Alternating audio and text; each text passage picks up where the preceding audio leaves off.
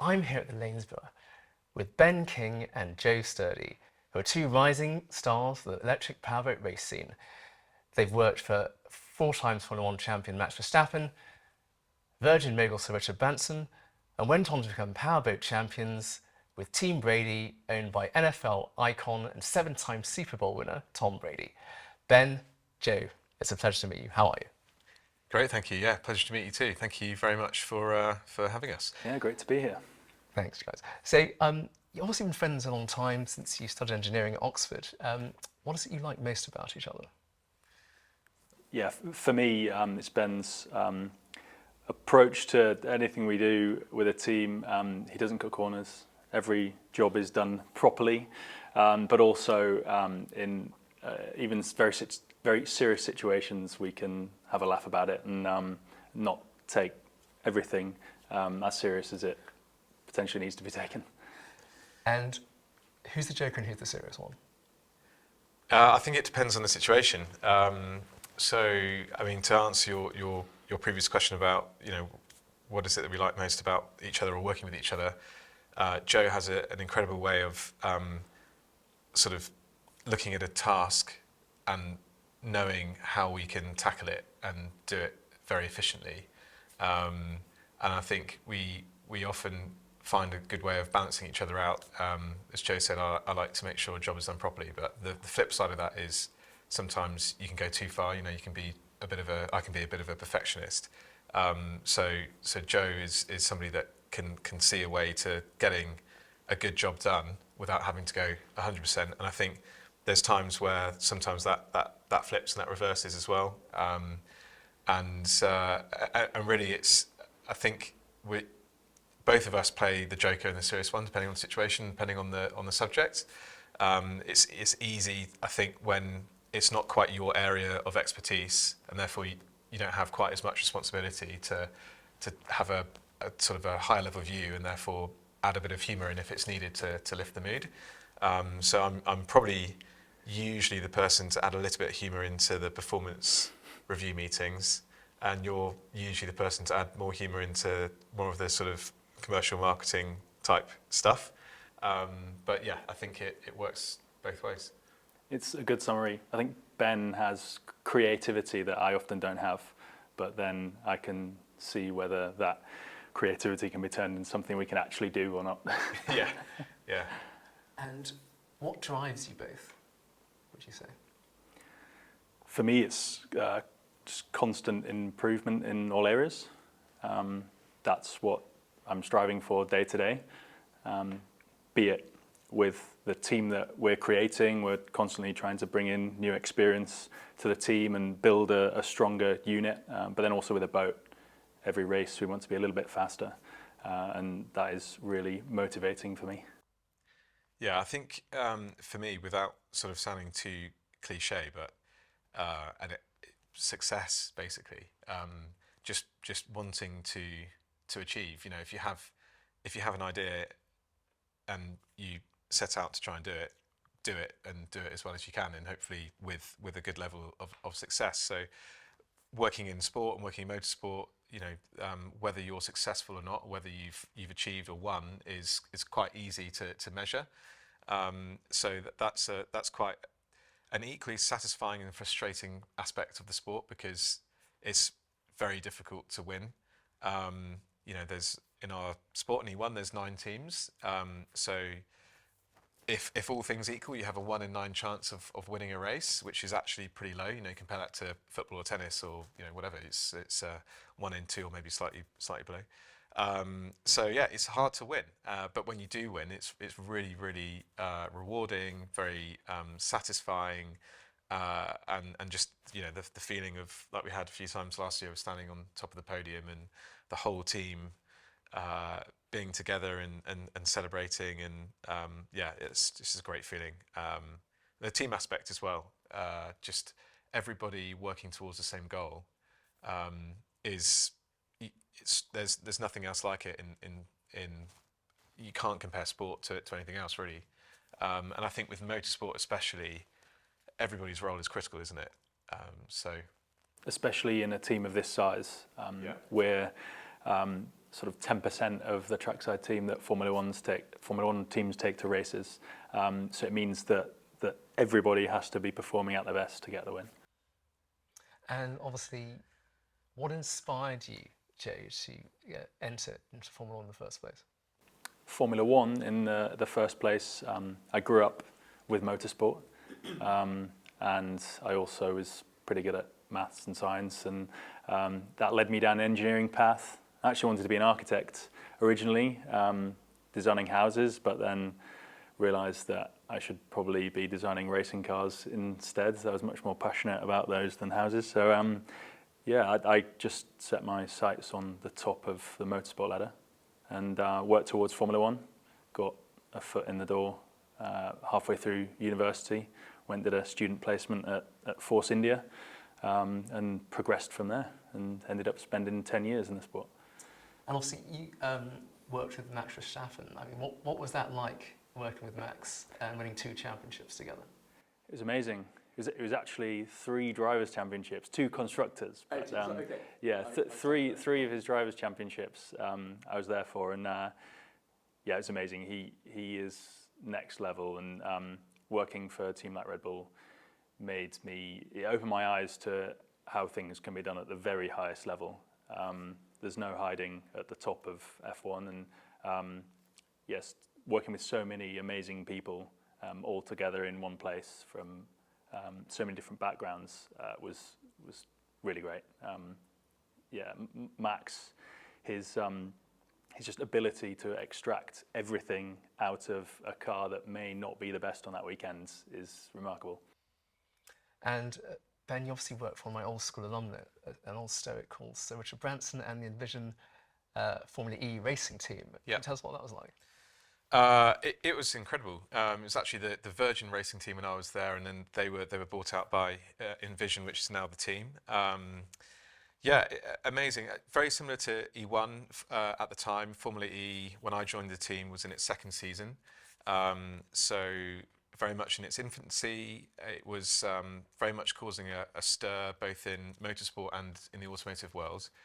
And it did an incredible job to showcase electrification technologies for the automotive industry, but also as a sporting spectacle. All the races were, and still mostly still are, in city centre locations. So we raced in London, Paris, New York, Hong Kong, Buenos Aires. I'm forgetting a few now, but just amazing cities around the world, in the middle of the cities as well.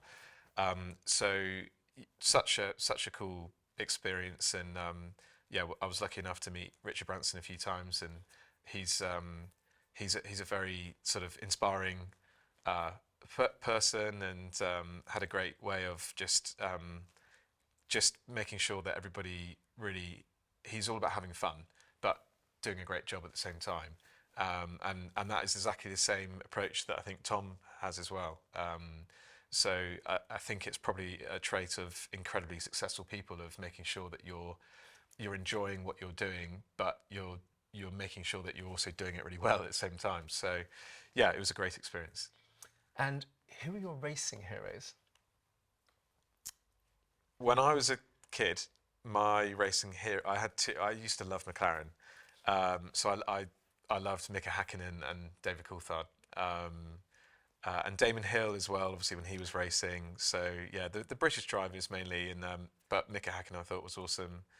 I think as an adult, understanding what happened in the sport before, Ayrton Senna is an obvious one, and you kind of understand that a bit better now I'm older, and you can see all the documentaries and the films. And then on a personal note, without sounding too cheesy, I would say my uncle. He wasn't a driver, but he had a great career in motorsport, managing teams in Formula One and sports cars in Le Mans. And he's very much become a mentor of mine throughout my sort of adult life, working life. And he has some great stories as well. All sorts of amusing and kind of inspiring stories. So yeah, that would sort of be the answer for me. I grew up in the world of rally driving, so actually well away from F1, and Colin McRae was always my hero growing up. If you're not familiar with his driving style, he was either the fastest or he crashed. And yeah, that was quite inspiring. It's easier to pull back a driver that's going a little bit too fast than it is to make a slow one fast. So. And why is E1 called the electric Formula One on the sea? I think one of the main reasons is we use quite a lot of F1 spec technology. We have kit on the boat supplied by McLaren, and so we're trying to operate at the level that F1 is from an engineering point of view. But then we're also aiming to be, and we feel we are, the top level powerboat series in the world. So I think it's only natural that there are comparisons drawn between the two series. And what made you decide to leave Red Bull Racing and McLaren Automotive and join Rodi Basso on this exciting E1 journey? Well, so I knew Rodi a little bit working at McLaren. He worked in a different part of McLaren to the part I did. I worked obviously on the automotive side. We had a few catch-ups over the couple of years. I think we overlapped, and at one of those meetings, Rodi started talking about this idea he had for an electric powerboat racing series, and it was quite random, to be honest, at the time. Didn't have much relevancy to what I was doing at McLaren Automotive. And I was quite intrigued, but didn't really think too much of it. And then Rodi, left McLaren and I think was working in sort of stealth mode for a bit. And then I saw that he had essentially launched the series with Alejandro Agag. And Joe and I were talking. We had been talking for a few years about doing something together. And so we had a meeting with Rodi. He took us through a presentation. What his vision was for E1 at the time. This was 2022, and then we thought, that we have to do this. This sounds amazing, and just the opportunity to like we're doing now, to run a team from the very start of a series and to be able to grow with the series just worked. For us, it was a good fit. Yeah, it's not often you get to be involved in a brand new sport, something that you are literally taking from presentation to a real life event. And that was just so exciting. An opportunity to work with Ben as well. We've been looking at that for a long time. And being part of a smaller team was also quite attractive. Like Red Bull was, it's a huge organization and you're just a tiny cog in a big machine. So to come and be given the keys to a team when it's nothing but a name and grow it from that into what it is now has been a great journey. Yeah. And speaking of keys, what can you give us a little summary of what the RaceBird's like? Yeah, it's a 7.5 meter long boat that flies above the water on hydrofoils. So people describe it as behaving more like a plane than a boat. It's got about 150 kilowatts of power, which is, in old terms, 200 brake horsepower. So not the most powerful bit of kit, but it's super efficient. It's fully electric, and the hydrofoils mean that it doesn't need much power to glide above the water at high speeds. It's a full carbon fiber hull. It's very high tech, lots of electronics that aids the pilot's control of the boat. There's just one pilot in the boat at once, but we do have two pilots and they share the same boat, taking it in turns throughout the weekend. And obviously, Jeremy, you stormed to victory, winning the inaugural championship. Obviously working with Tom.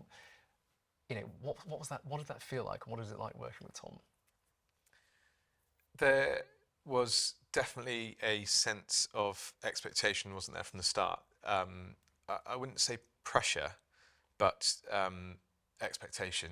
And we were given quite a clear sort of instruction of, we have to win from the start. It said, I think, a little bit tongue-in-cheek, but equally seriously, Tom Brady is the greatest of all time in his sport and is world renowned for that. And we carry his name and his brand and his image. So I think that was something that obviously really motivated not just myself and Joe, but the whole team. And then when Tom came to some races last year, so he came to Venice, which was our second race, and then came to Monaco, which was the fourth race out of 5. I don't think it's a coincidence that we won both those races. He just has this incredible energy. He is just able to get everybody fired up. Everybody just seems to be lifted and operating at a high level. And when you watch documentaries about Tom Brady and his career, because admittedly neither of us were the biggest NFL fans, so we wanted to learn about Tom and understand who he is as a person, how he works and operates. That was something that came through very, very clearly, that he has that ability to lift everybody's energy and get everybody enjoying it, but super focused at the same time. So, yeah, Tom has really set the tone for how we operate as a team. And over that first year, we learnt a lot about his personality and his journey through NFL. He is the first to admit that he wasn't the most gifted player to start with, but just worked harder than everyone else to become the most successful. And we've taken that on board. And obviously, yes, you mentioned you won in Monaco in the first season. What was that like? And can you tell us what we will expect to see in Miami later this year? Monaco was one of our toughest races, wasn't it? For a few different reasons. So Tom was there, so there is that extra level of pressure. We didn't start the weekend very well. We went in totally in the wrong direction with the boat setup going into qualifying. We were our eyes were drawn a bit, looking a bit too much at what we thought our competitors were doing, and that backfired. And then added to that, unfortunately, Joe, you were ill. And kind of absent a little bit for practice and quali, and then as the weekend evolved, was able to to get back into the game a bit. So we were just on the back foot really all weekend, and then it just all came good really in time for the final, and it was just, I would say it was just pure elation, wasn't it? Yeah, it was great. I did see more of the hotel that weekend than I did of the racetrack. And we won, so I don't know what that says about my involvement, but it was a great event, and it was one where we never seemed like the fastest boat throughout the race weekend, but we just kept it consistent, and it was great. Come away with that win at the end. Yeah, and then obviously being Monaco has so much history and prestige in motorsport, and to win the first ever E1 Monaco Grand Prix is amazing. It's definitely sort of a jewel in the crown for winning season 1. So it's very special. And will we see in terms of Miami, what can we expect from that race, the inaugural race that's coming up in November? I think it has potential to be the biggest E1 event yet. We have a lot of the team owners that either live or have strong connections to Miami. Tom lives in Miami, and we'd love to go there and take it to the home team, Team Miami, and show them on their own turf just how fast we are. It's the race is going to be in the Miami Marine Stadium, which is an amazing setting, very sheltered from the open waters around it. So we should have great racing conditions, and there's plenty of room for fans to come and see the event as well. So, in a foot race with team principals, Team Brady, Team Rafa, and Team Miami, who'd win? I'd say Joe recently ran, actually it was last summer, wasn't it, the Edinburgh Marathon, and did it in sub 3 hours. So what was it? I think, over a long distance, I think we'd have it. Ben once beat me in a half marathon having done no training, and I'd been training for months and months. So I think we're both pretty good over long distances, but Sam showed me up on the beach the other day, didn't he? Our driver, Sam Coleman, we had a race across the beach into the water, sprinting maybe 100 meters, and yeah, he destroyed me. So To be fair, I think so between us, Rafa and Will Smith's team, yeah, we would take it, wouldn't we? I think, yeah. And obviously, speaking of Miami, will we ever see a collaboration between Team Brady into Miami and the Dolphins anytime soon? That's a great idea. Who knows? Yeah, hopefully you've definitely planted a seed there. So we'll have to take that one away and see what we can do. yeah, I think we all are focused quite heavily on sustainability. So maybe there's something that can be done around that, and Tom has connections at those teams. So Yeah. that'd be great. And guys, can you tell us a bit about your Race for Change campaign and your plans moving forward for that? Yeah, we wanted to create a platform for the team and our partners to have a real sort of tangible impact in areas that are sort of relevant to E1's greater mission. So Race for Change aims to not just kind of shine a spotlight on it, but as I say, have tangible impact in areas such as ocean preservation, sustainable technologies, and equal opportunities. So one of the great things about E1 is that each team has a male and a female driver pairing. They take turns to jump in the boat and to race, and it's very much it's a team effort. And we saw last year that some of the female drivers were just as fast, if not quicker, at times than the male drivers. So it's very much sort of even from that perspective, but also not just the pilots themselves, but all the teams. Engineering and STEM subjects are an area where girls are being encouraged at a young age to try and get into those subjects still. And so we've got a few partners lined up where we'll be doing some really nice activities to help to encourage young people to get into engineering and STEM subjects, and through the attraction of motorsport, and some other great partners with For Ocean. We'll be removing plastic from the ocean, so we've formed a great partnership there where for every championship point we score in 2025, For Ocean will remove 100 kilograms of plastic from the ocean, and that's just great, isn't it? Just being able to go racing, do what we're doing, and then be able to work with incredible partners like For Ocean and others to have such great impact. And can you tell us a bit about the Blue Impact Championship? Yeah, so the Blue Impact Championship is E1's way to create competition around that kind of activity that I've just explained, that what we're trying to do with our campaign Race for Change.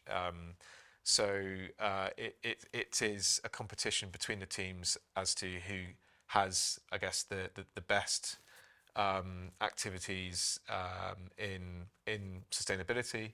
And in those areas, that E1 is all about.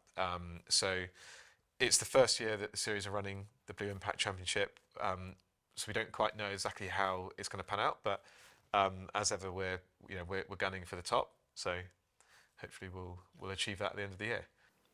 Yeah, we want to have positive impact, but also we're competitive people. So combining the two is it's really engaging for us. And going back to your career highlights, do you have a kind of racetrack or race that you're most proud of having worked off in your careers so far? Two races in my career stick out. I would say the one I'm most proud of is Jeddah last year. That it was such a difficult lead up to the first race, and there were so many highs and lows on our way to get there. And then we came away with a win, the first ever winners in E1. That was an absolutely amazing feeling, and it was all Ben and I and the rest of the team that we'd formed. That was great. And then the end of the 2021 Formula One World Championship, when Max got his first title, I'm immensely proud of that. Although a lot of people see it as quite a controversial result in the end. Yeah. It's interesting you say Jeddah. but for the reasons that you said, it makes a lot of sense. For me, if it's an E1 race, then probably Venice. For lots of reasons, it was it's the first race where Tom was there. Just racing in Venice was incredible. Every day we woke up and hopped on a boat taxi to go from our hotel over to the Kempinski Islands where we raced, and the backdrop of Venice was just stunning. And that was, for me, that was the first race where I think we realised actually we are very, very quick. And we are one of the best teams, and Jeddah wasn't a fluke. We deserved to win that race, and we absolutely smashed it in Venice, and it was just amazing. We did a big event on the Friday before the race in Venice at the St. Regis Hotel, where Tom came to, did a bit of a stunt where he threw a pass across the Grand Canal to Emma, who was standing on top of the RaceBird, and Sam was keeping the boat steady whilst Emma was standing on top of the deck. So yeah, that was great fun. So the whole experience of Venice for me was incredible. And then the other race that sticks out is probably New York Formula E. We won, Version Racing won the very first New York E-Prix, and Richard Branson was also there that day. So yeah, that was an incredible feeling for the whole team. And you guys are, should I say, NF stars in training. I saw a little clip of you doing a few passes with Tom in an interview in his house, I think. That was quite entertaining to watch. So will we ever see you sort of emulate those skills and bring into the E1 camp at a future date? I'm not sure you can call my performance skillful. Yeah, frustratingly, I can catch a football, but just not when Tom's throwing it at me. So he says, although I don't think I've seen you catch one. So. Yeah, it was funny watching that back because we didn't actually realise it's being filmed at the time. But I'd love to actually give it a proper go. Go to an American football field and go through the paces of the training stuff that they do, and it looks like really hardcore. Would love to just experience it to see how we get on, and have the experience of just sprinting down the field and trying to kind of catch a pass at the same time. It would be pretty cool. So, but I don't think I'm built for NFL, unfortunately.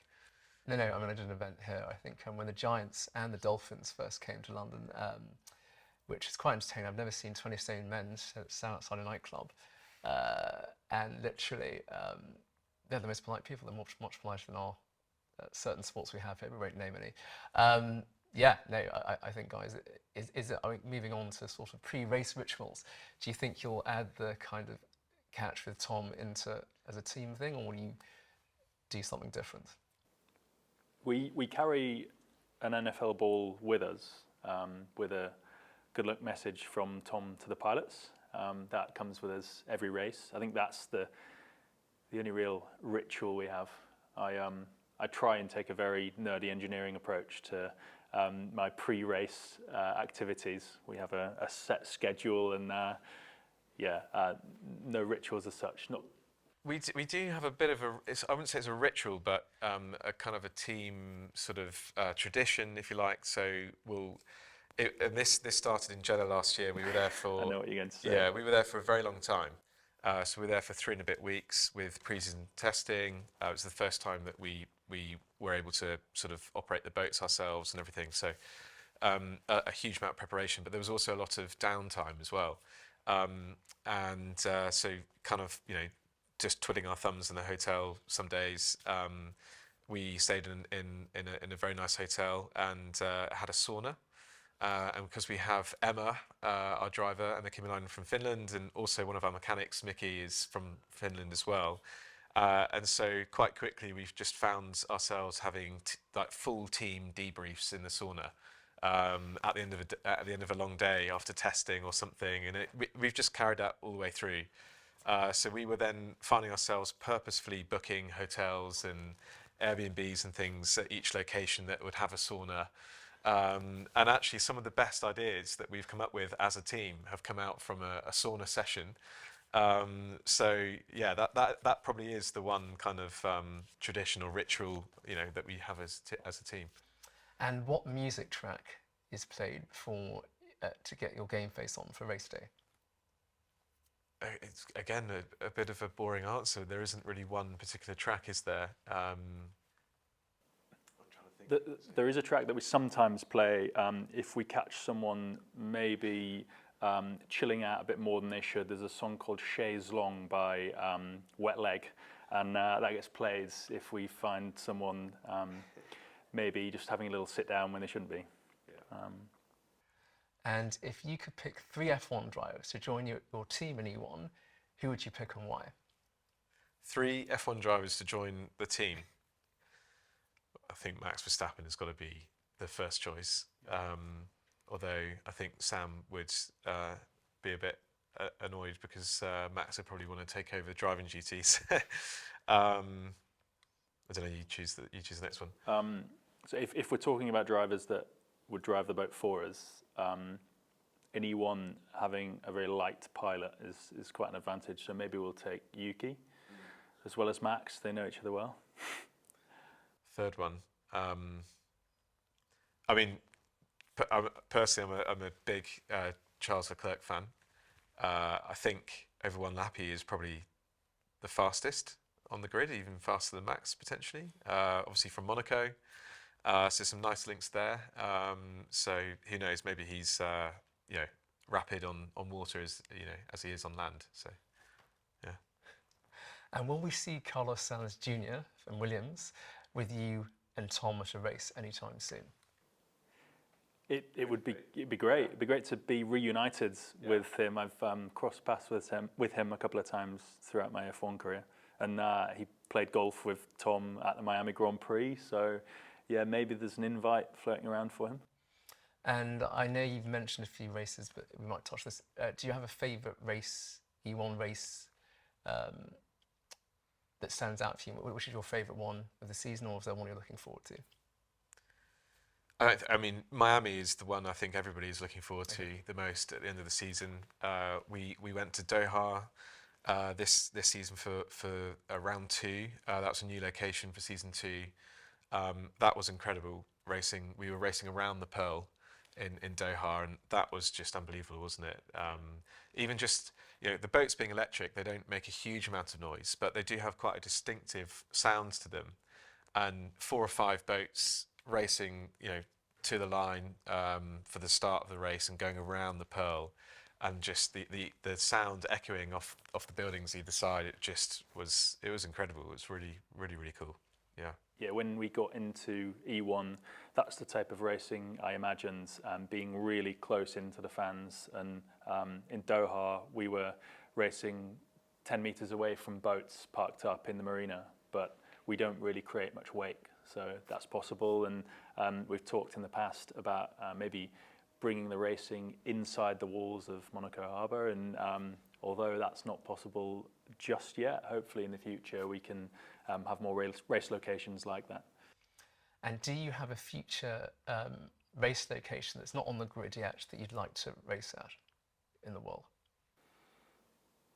There's I really like the idea. I just have an image in my head of us racing somewhere like the Nordic fjords. Yeah.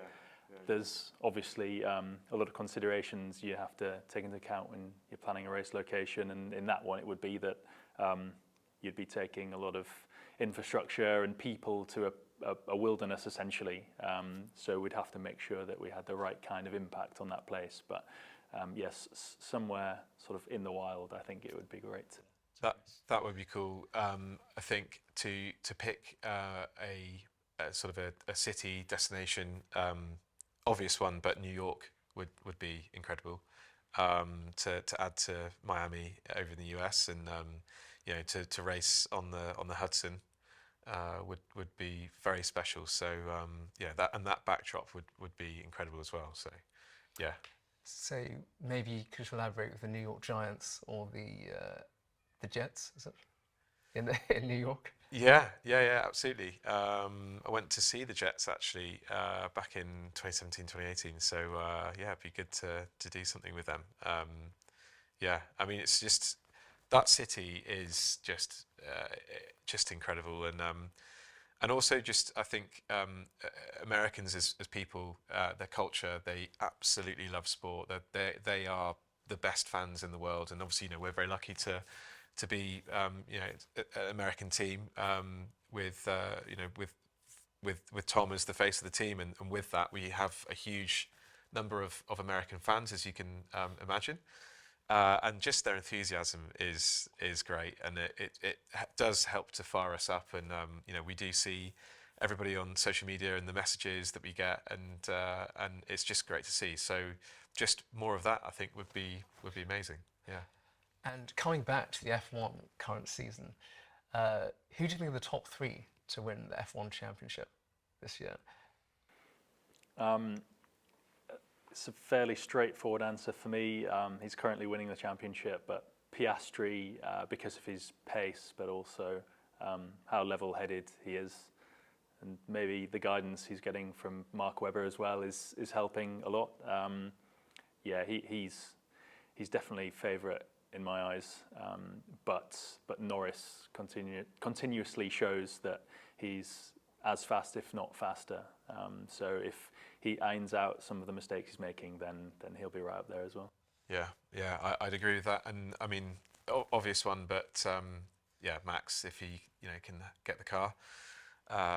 What we've seen in F1 this season, last season is that the teams seem to be able to find little improvements that actually translate to a lot of performance. So obviously at the moment Red Bull seem to be on the back foot a bit, but hopefully they can unlock a bit more performance in their package, and Max is battling for race wins again, because to see Max go up against, we had it a bit last year, Max versus Lando. Obviously, Piastri is now right up there, so the three of them battling out would be great to see. So in your opinion, who is the strongest teams at the moment in Formula One? Yeah. Well, you have to say McLaren, and their turnarounds over the last few years has been absolutely remarkable, and especially being a customer team of the Mercedes engines as well. That's been sort of, hasn't just happened over the last few years. Having worked at McLaren, obviously on the automotive side, I did get a little bit of an insight into what was going on, and the preparations and the investment that was going into Formula One to turn the team around, because they did have quite a number of fallow years, and the investment into the infrastructure there. They had a new wind tunnel and all that kind of stuff, and that happened when I was there a number of years ago, and it's great to see all of that now coming to fruition. So I don't think you could say that has to be the answer, really, isn't it? McLaren at the moment, so strong. Talking purely about the strength of a team, a lot of people have got their eyes on Williams at the moment. I think they're at the start of their journey of improvement, and they're doing well. They've had their best start to the season in many years. And speaking of Williams, I mean, obviously, James Vowles is I guess, your counterpart, one of the youngest team principals on the grid right now. We ever see a kind of net zero collab with you guys, since they've got some quite strong sustainability plans, which obviously, you've always touched base with Carlos. It could be quite interesting for you guys to sort of have a bit of crossover. Absolutely, yeah. I often sort of joke that I think that Joe is a similar sort of character and personality to James Vowles, being so, the engineer, but also the engineer sort of running a team. So yeah, that would be great. I don't know who you would say I would relate to out of the F1 team principals, but actually I think I know who you might say.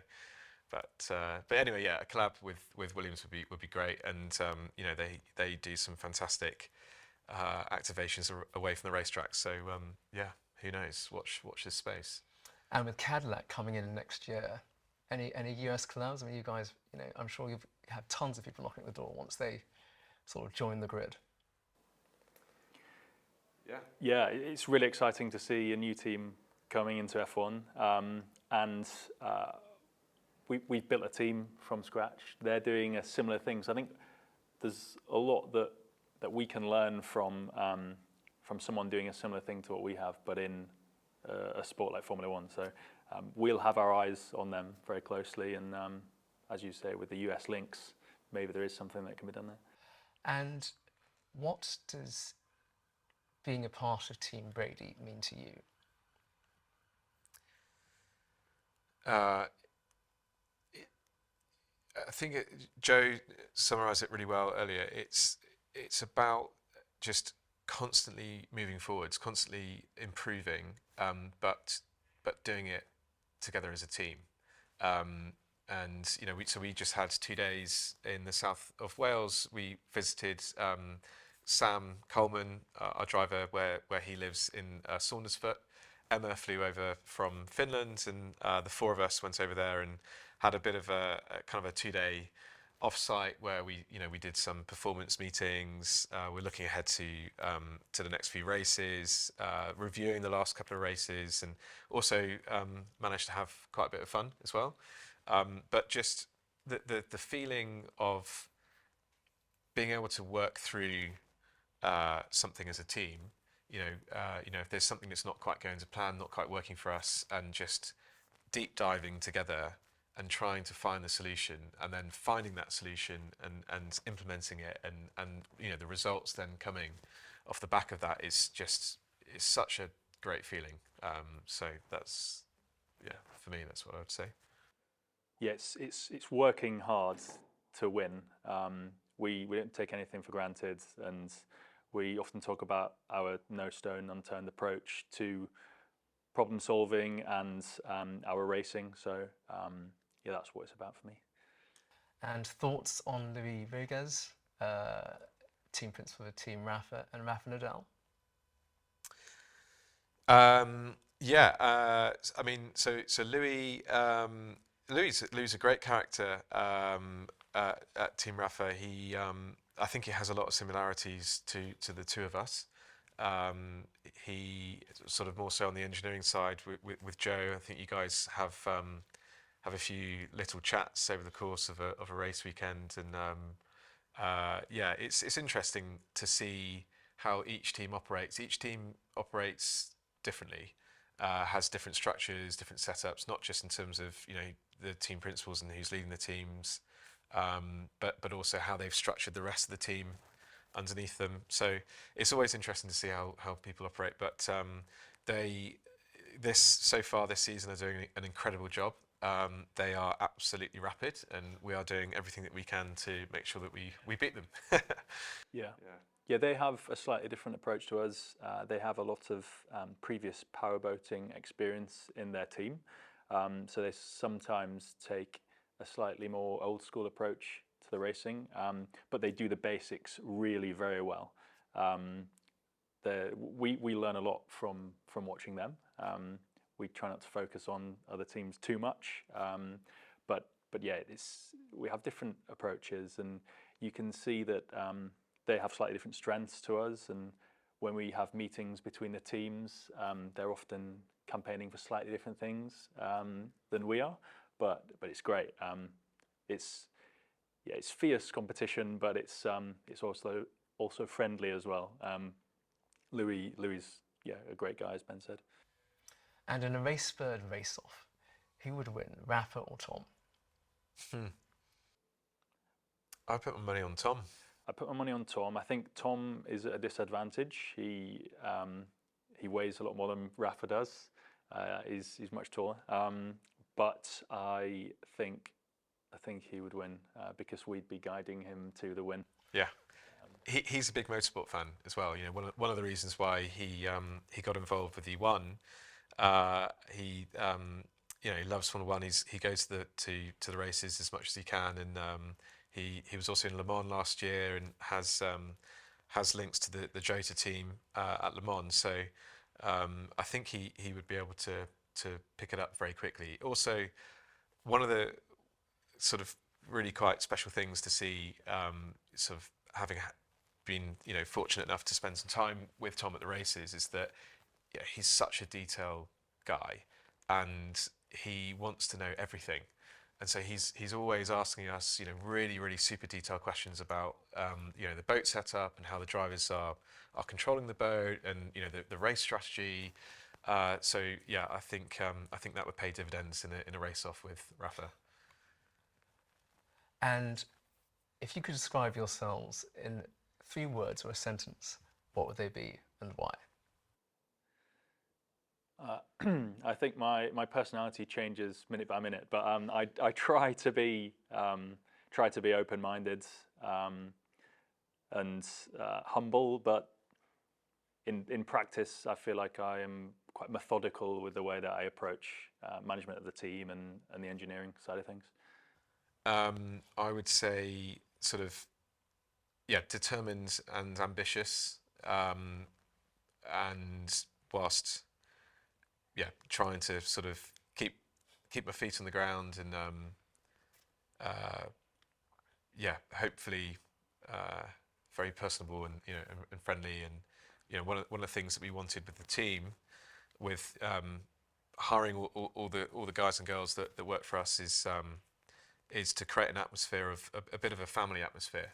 And the thing that we said to everyone when we were going through the interview stages before the first race was that we want an atmosphere in the team where everybody feels like they have the ability to speak up. It doesn't matter who you are, what you do. If you think that we could do something better, or you've spotted something or spotted some kind of opportunity, just say it. And I think just being able to hopefully create that atmosphere where everybody, yes, they're focused, they know they have a job to do, but there's a nice kind of family feel, easygoing kind of nature to the team. I think that certainly helps. So yeah, we set that kind of tone very early on. We hired, the first pilot we hired was Sam, and then we hired a few mechanics shortly after that. Mickey being one of them, our Finnish mechanic, and we explained to him that we want people to be able to speak up. He said, I don't speak up very often, but when I do, it will be for a meaningful reason. And then we came to hire our female pilot. We had a few options on the table, and Mickey took the opportunity to speak up and say, if you want to win, you need to hire Emma Kimiläinen. So Ben and I chatted about it, and we had faith in Mickey's recommendation, and it turned out to be one of the best choices we've made so far. Yeah, I mean, Emma wasn't really on our radar to start with, because we actually thought that she was already taken by another team, and we heard a few sort of rumours and murmurings about the pilot academy that happened. So E1 put on this pilot academy to get all the pilots up to speed with driving the RaceBirds, and especially the pilots that have come from other sports. So one of the rules that E1 has is that you can only have one powerboat driver per team, and so your other pilot needs to come from a different sport. So whether it's car racing, or there's jet ski races, or there's sailors, and so that was a really tough choice. It made it really interesting, and it creates a great dynamic in each team, but also across the series. But very, very difficult choice of who to go with, because you're trying to figure out what skill sets do these athletes have from their disciplines that could translate well into E1 without having ever ran an E1 team before, an E1 boat before. So very much kind of second guessing that decision. And yeah, it was Mickey that alerted us to Emma actually being available, and yeah, as they say, the rest is history. And what advice do you give to younger generations who want to get into E1 today? For me, it would be get yourself to a race, show some interest, and learn about the series and the boats for yourself. Become knowledgeable in E1 before even really looking for a job or a drive or whatever role you're aiming for. That's essentially what we did, isn't it? We just worked with no definite end goal. to try and get ourselves on the grids, just picking up and absorbing as much as we possibly could about the sport before we then actually had our opportunity. Yeah, I would echo that. Just that you can't beat meeting people in person. You can't beat having your feet on the ground at an event, and as Joe says, just absorbing it. So just try and get to the races. And what does the future hold for you both and for E1? Hopefully, more races in amazing locations like we already have. Hopefully, more success for the team. A few more championships would be nice. We're also, we spoke about Race for Change. That is a double-edged sword in terms of, we want to have real positive impact with what we're doing, but it's also, an incredible commercial asset for the team as well. And it gives our partners a great way to activate, with why are they partnering with Team Brady in E1. And so, building out that commercial aspect of the team and is something that we're very much focused on at the moment too. So and the same same for E1 as well. It's still very much in its infancy. It's a startup sport. So there's I'm sure there'll be plenty of bumps in the road. But just continuing to build in all aspects basically. Yeah, E1's about pushing the limits of sustainable marine tech. And we're at a level now that we're happy with, but we can see that in the future the boats can become faster and more efficient and better for the environment. So we'll just keep working towards that and trying to inspire the rest of the marine world as well. Yeah, one of the things that we found in the short amount of time we've been involved in E1 is that we're able to apply technologies from other areas or other applications to what we're doing. And so it'd be really interesting to see how that continues to evolve, whether it's actual hardware that's on the boat or some of the tech and the software behind the scenes in terms of how we're operating the boat or even simulation and things like that. So there's an incredible opportunity there in the sport in E1. But also, I think that there will be trickle-down effects into the wider marine industry as well. So, I can't wait to see how that evolves over the next few years. Ben, Joe, it's been a pleasure to have you. Thank you for taking the time to talk to us today. Thank you very much. Thank you. Yeah.